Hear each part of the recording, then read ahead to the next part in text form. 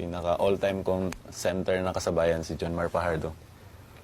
John Mar. Sobrang dominating talaga. This is your 15th year in the league.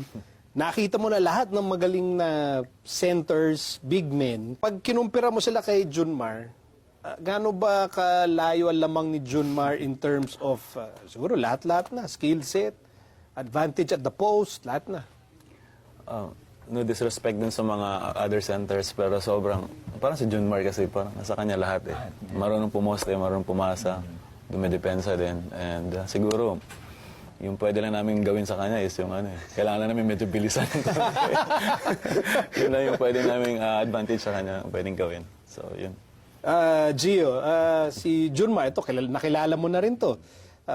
So, Junmar naman, ikaw guard ka, Junmar is a big, pero ano ba ang pinaka-effective na defensive strategy para medyo babaan naman itong scoring ni Junmar? Siguro kung ako yung big man, palabas ko na lang si John Mar. Kasi pag nandun na sa paint, wala na. Mahirap din tulak eh, pero Mahirap itulak. kailangan mo din talaga tarbahuin si John Mar. Kasi para lumabas siya sa paint, para hindi madali na lang, kahit mahirapan naman siya kahit konti.